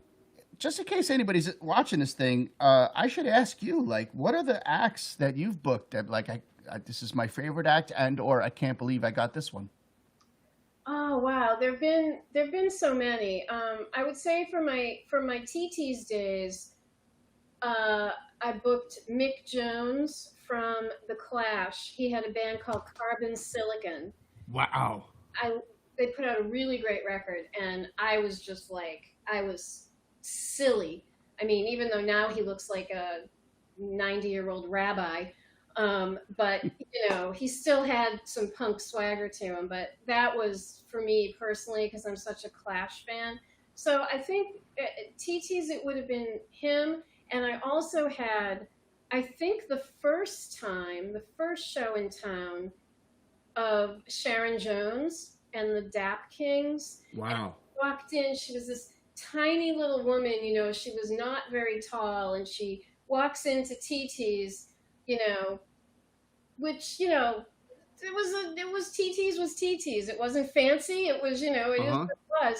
And little rock and roll club. Like beautiful, like mink coat. And she came walking in, and there was probably, you know, it was very early on for her. So I would say, you know, maybe 30, 40 people in the audience. But you just knew that this was somebody that was just beyond talented. So those were my TT's ones. Had a great show with, I think it was 2 nights with Hayes Carl at Johnny D's that I was really excited to be able to get him. Wow. And the band Shovels and Rope, they did a Johnny D show that was packed beyond belief, that, you know, kind of came out of nowhere. And Atwood's, there have been tons. My friend Charlie Parr, who I've been booking since the TT's days, when he literally played to 3 people, and, you know, I was one of them. And now he, you know, comes through and really can sell out wherever he plays. So we love having him. John Doe, I'm a huge John Doe fan, so that was Who was the act that you sent my way? I think you were already booked or something like that. You came out to see him. My good friend Rod Picott. Yeah. Rod is a dear friend of mine. He's from Maine, lives in Nashville, but comes back and forth because his dad still lives up in Maine. So that was Rod. He's great. He's got a new record coming out with Slade Cleaves. They're good friends because they're from the same town in Maine. They're doing a co-write record. There've been a lot. The Sarah Shook and the Disarmers. She's a favorite of mine. That was a great show. I have to say that when Pat and Ryan brought me in, they had already established such a really cool identity with Atwoods because Bakers of Morphine was doing their residency Mm-hmm. there, and the Monday Night Bluegrass guys, and Duke Levine was always playing there, and so they had their stuff down, and they were ready to, maybe I think they wanted to bring in a national profile, and that's why I ended up there. Um, Yeah. but I by no means made Atwoods. They were doing just fine without me. And then when they felt it was ready to expand the music program, that's when I sauntered on over. And Mm-hmm. when you get someplace, I know that you feel this way about the Burren, but I remember that I just felt like I was home. I loved my time at TT's. I spent a lot of years there. That was the first place that I booked. I was at Johnny D's for a little over a year and a half or so, and Carla was good to me, and that was a good experience. But I got to Atwoods, and it was just home.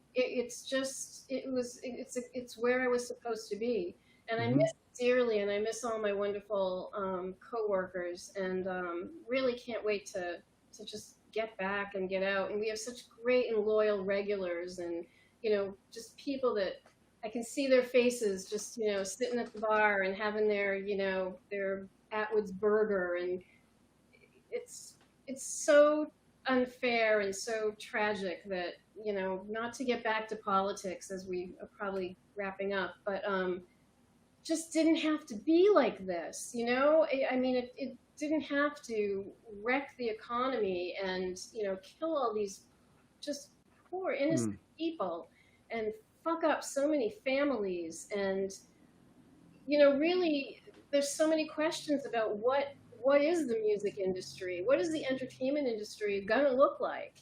Theater, Broadway being dark and Boston theater being dark. Like what's on the other side? It's scary. I feel hopeful, and every so often, if my mind is right, I'm like, all right, it's kind of exciting. It's going to sort of be day one. We're going to have to kind of see where this all lands, but I can't say I'm not a little bit terrified. Well, it's great to hear that because I did do a little bit of looking around yesterday and today before the show to make sure I was prepared to make sure I prepared to hang out with you. You know what? Yeah.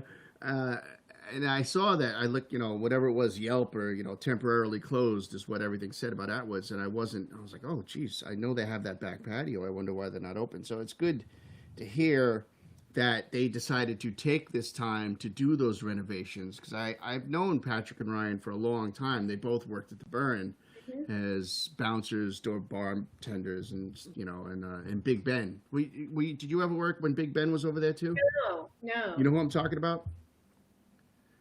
I Ben don't. is just a very tall man who was working at Atwoods at the very beginning. He came over from the Burn. Not a relative though. Not No, a relative. Okay, no. I maybe no, I've heard of him, but yeah, it was before my time. yeah, but because it's good to hear that they were working on they are working on renovations rather than like closing or letting the thing go. That's really nice to hear. It's they are very smart. You know them. They're very smart guys.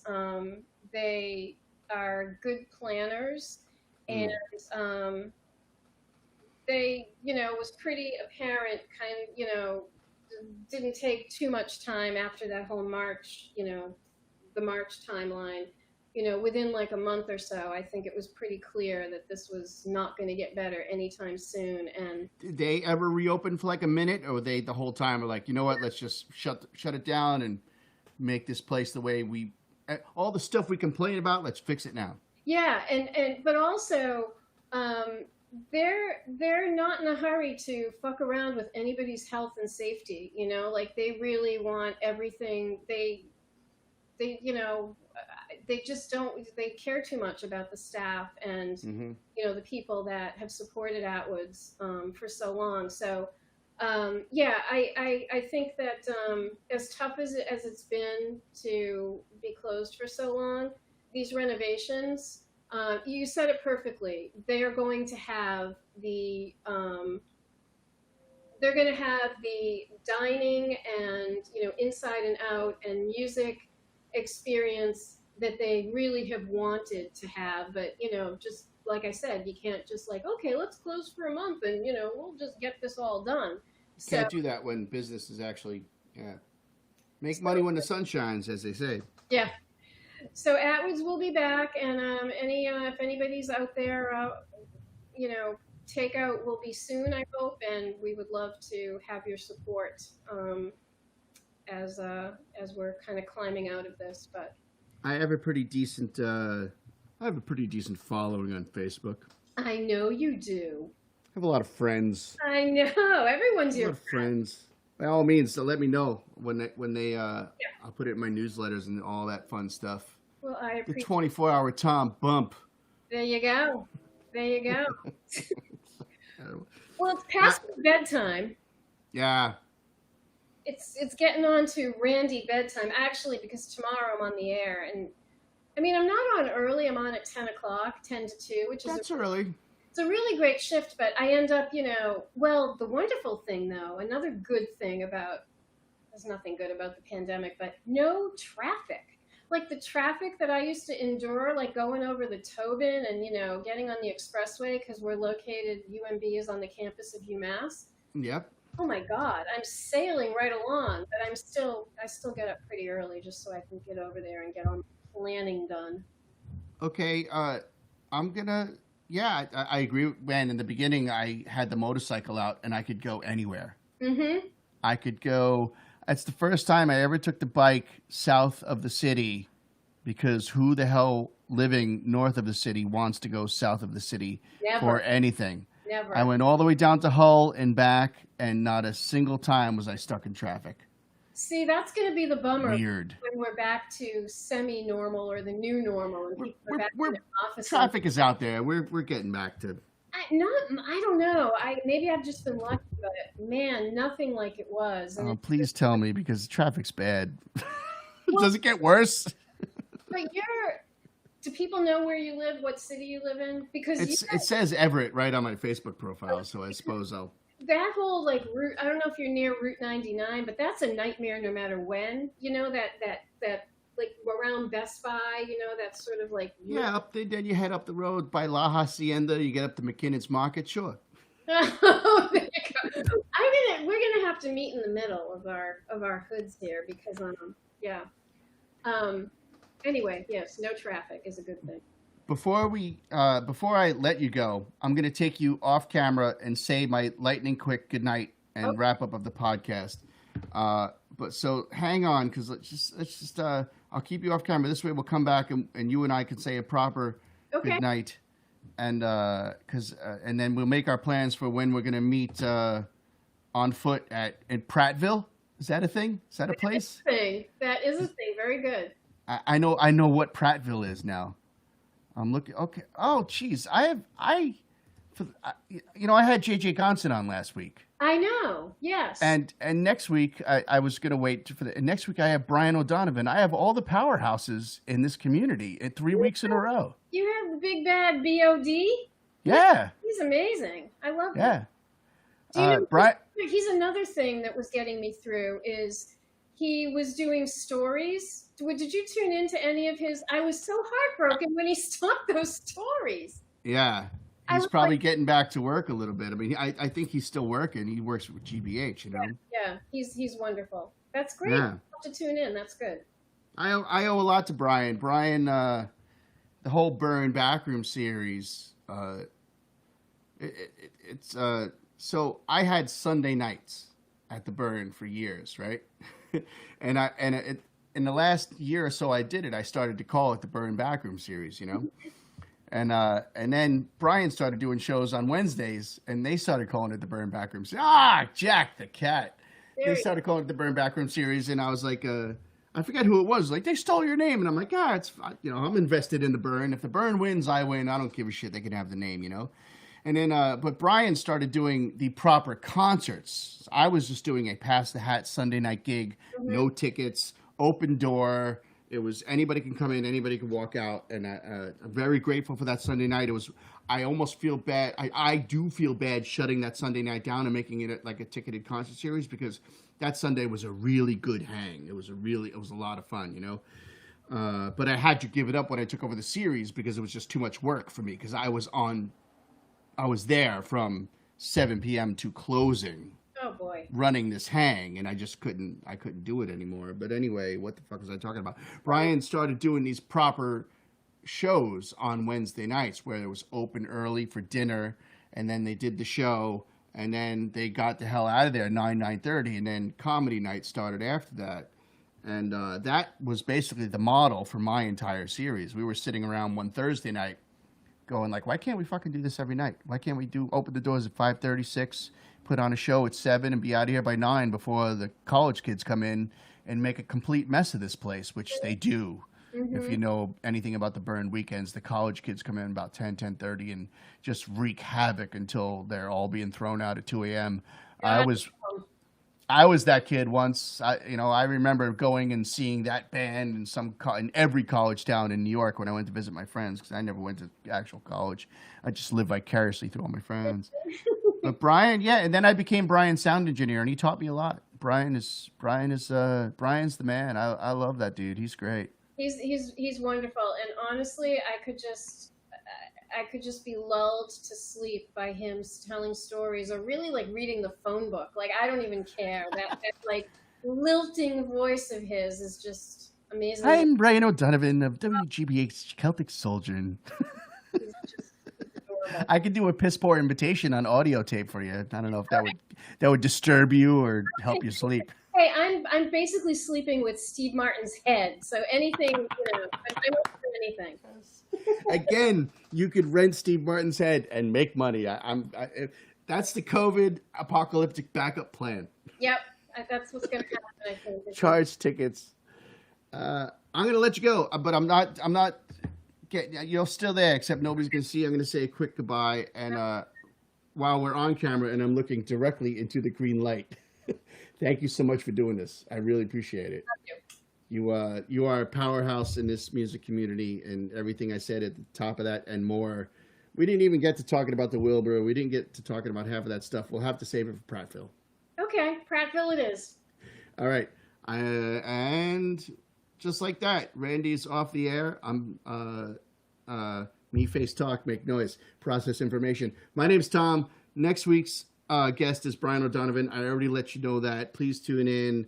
I don't have I put up a tip link during this thing, but it was kind of by accident. I don't have anything going on yet as far as finances for this show. So just tune in and spread the word and support the show. And eventually I'm going to have a Patreon page and you'll be able to see all the past interviews and all this stuff. And this has been my weekly reaching out to great people in this community to have a great chat because I'm missing the daily routine of doing that in the music community, in the music scene, in the art scene. Thank you so much for tuning in. I'm going to hit the goodbye button, and it's so frustrating because I hit the goodbye button, and then it doesn't kick me off. It goes, are you sure? And I'm like, yes, I'm sure. I'm sure I appreciate that feature, but it's always weird because I got to find it. Okay, goodbye. Nope, I still got